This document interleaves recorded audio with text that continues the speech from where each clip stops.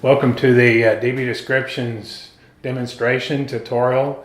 It's an opportunity for you to learn about the DBDescriptions software, excuse me, and to be able to navigate the software. You come to the landing page, and this landing page allows you to keep up with the inventory of your job descriptions in an alpha order. That's the default order.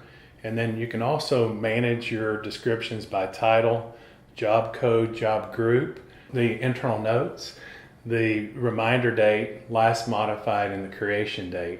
So this landing page allows you to keep up with the inventory of jobs and manage the jobs through the software.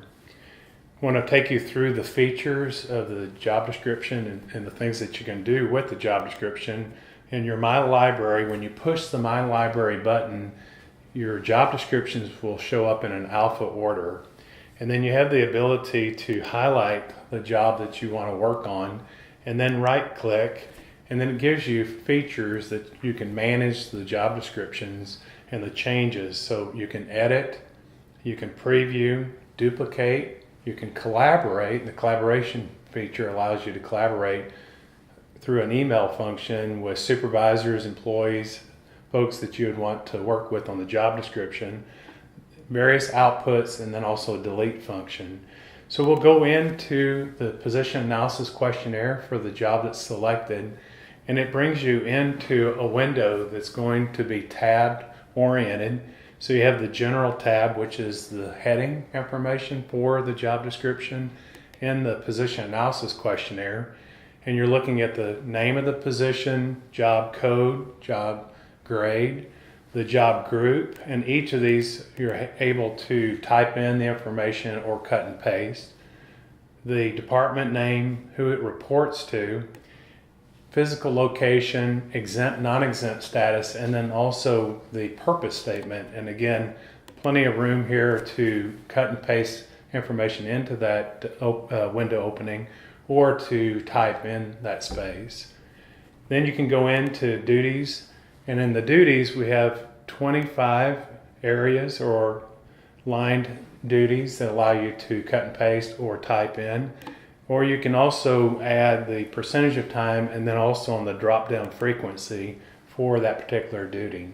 The financial responsibilities, if a position is responsible for a budget or funds, equipment, and property. And then supervisory responsibility. And in this one, we're looking at cascaded responsibility. What are the number of employees that report to a supervisor if this is a supervisory position? If it's a manager, director, what supervisors report to them and how many report to those supervisors? And what departments are named for the departments that that supervisor is responsible for? And then once you pass through the first four tabs, then you're going into a little bit more automated part of the process. In the education experience, you have education less than high school to Juris Doctorate, level 1 up through 8. And then experience general, 0 to 6 months is the first level, all the way up to 16 to 20 years, level 14. And then experience management. If it's a management position and they're responsible for some level of management, what's the minimum management required? No management required if it's a non-management position, all the way up to several years of management experience, 16 to 20 at level 14. And then work skills, several work skills, and then the levels that are appropriate for the position. And you're selecting the radio button for the level that's appropriate for the position.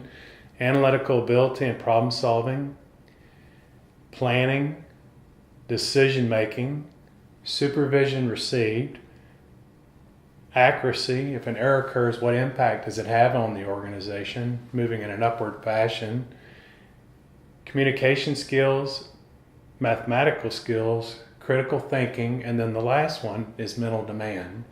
All of these are again moving from level 1 up to the highest level for that particular skill set, and again selecting the radio button that's appropriate for the position.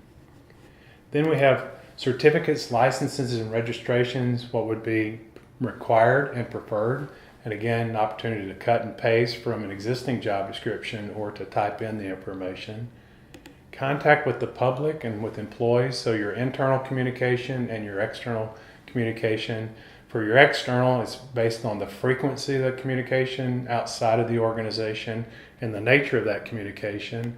Internally, it's based on how high up in the organization do you need to communicate to get your job done, going from just being courteous to my coworker up to setting the company culture for communication at an executive level. For machines, equipment, and computers, your levels 3 and 4 would be employees that are working with platform software. 5 and 6 would be specialized software and equipment.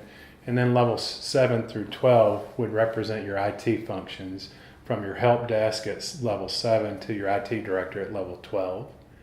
Software skills required. This is just an inventory of different software skills and what's the knowledge level required. And you're doing a drop-down arrow of basic up through mastery on what's the knowledge level required.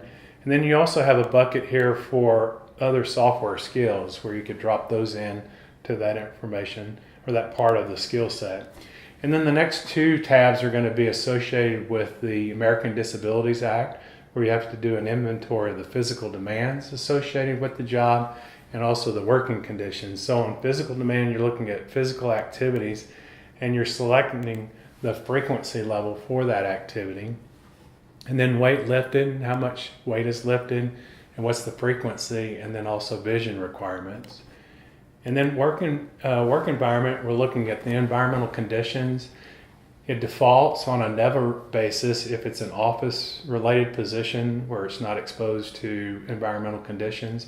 If it's an outside job, or let's say it's inside but the conditions are not just a straight office setting, then you have the ability to select what's the environmental conditions, what's the frequency of that condition, and then also the noise level.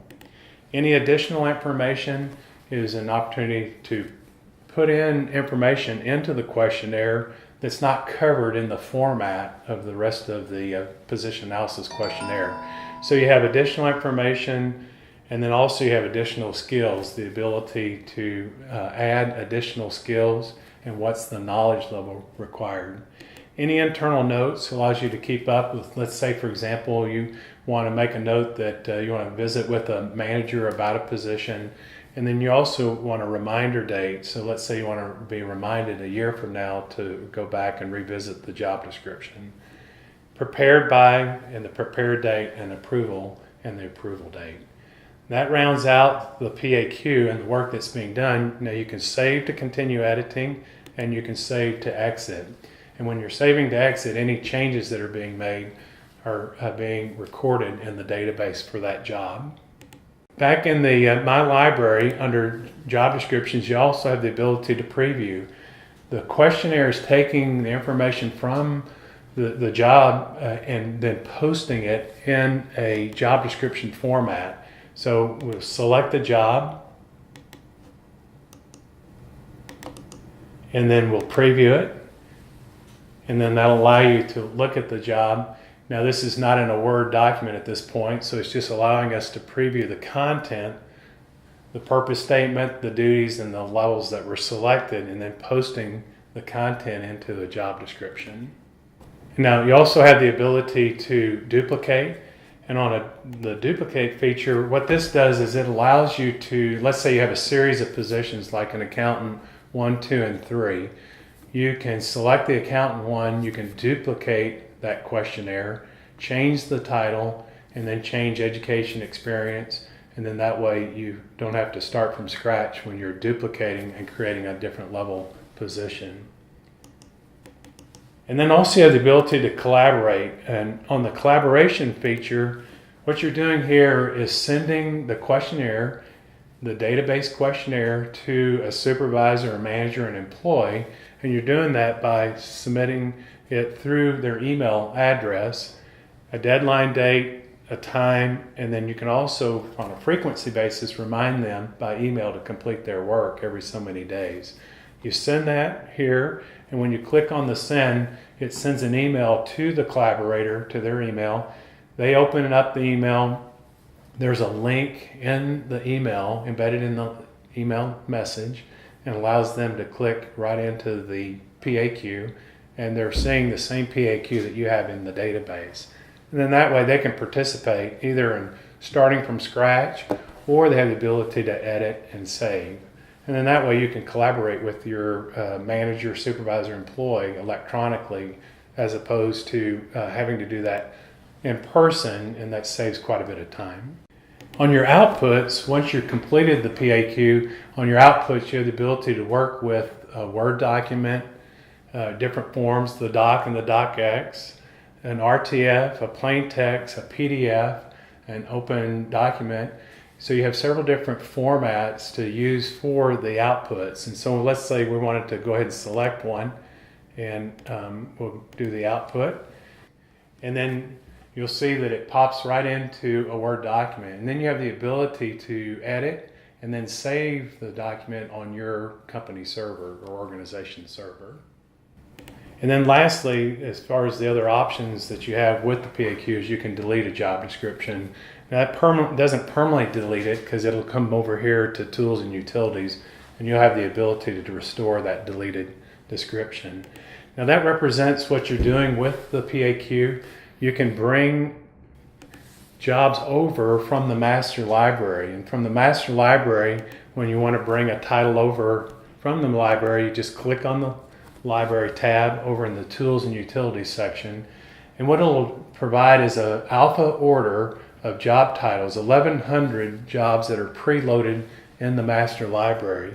And you can do a search. Let's say, for example, if you're looking for an accounting position, that's pretty easy. It shows right up under accounting. But let's say you wanted to look for something in the human resources area. So you type in under search, and then it'll provide a listing of jobs in the master library that are associated with human resources. So let's say, for example, we want to bring the benefits coordinator, this position right here, and we just highlight it, and then we're going to add it to the library.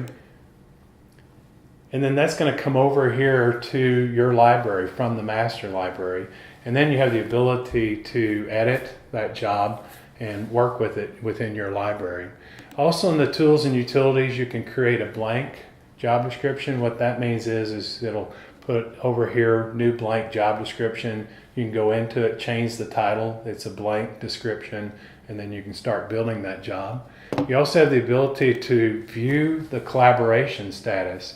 So when you're viewing the collaboration status and working with various managers, supervisors, and employees on collaboration, you can keep up with that information by title, job, code, group, notes. Who did you send it to? Their first name, last name, and the email address.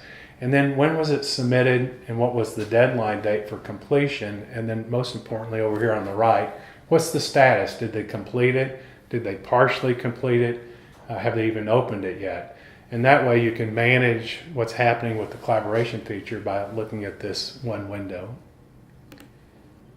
Here, going back to the Tools and Utilities, you can restore deleted descriptions, as I mentioned earlier. You can manage your account, and manage your accounts primarily managing your password, so that you can change your password every so often. Manage your contact list. What this represents is a drop-down list of by first name, last name, email address for those that you would collaborate with. What's nice about this feature is you can upload an Excel spreadsheet for all of your collaborators and then load them in here, and they'll show up in the collaboration drop down, and you can select the person that you want to collaborate with. On the Tools and Utilities, continuing on, you can manage your additional skills. And this, let's say for example, you have an organization that has maintenance or welding or certain types of additional skills. Then you can list those here under additional skills, and then when you're in the position analysis questionnaire, you can select that skill and what's the knowledge associated with that skill set. And then on the edit the collaboration email, the collaboration email is a default language that we've prepared in the software. You can go in and customize that language so that you can personalize the message with your collaborator. Or if you want to just go with the default, then it's right here, and you have the ability just to go with the default language. You would make your changes here, save it, and then that way you've customized the default language, the language in with the email collaborator email message. So we'll save that and then we'll close. And then you can upload a header image, and then you can align that image on the job description. And then the last item over here in Tools and Utilities is a really important item and a good feature. It saves quite a bit of time. A lot of organizations will have either a disclaimer statement or they'll have an opportunity for the employee to sign off that they've read the job description, it was presented to them, and that they've signed off and read their job description. This is where you would put that in here in the footer text with the statement and a line and an opportunity for the employee to sign it. By saving that, then it's going into each of the PAQs, so you don't have to do that individually by each questionnaire. You're doing that for all of the jobs at the same time, and it'll post up within the job description. Now that covers the features within the software. You have a help, online manual, and a video tutorial that's in part of the menu item here, and then over here on the right you have the ability to log out.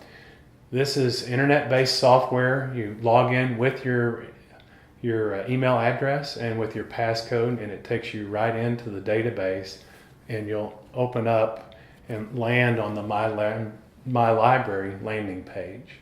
This concludes the DBDescriptions tutorial. Thank you for your time and attention.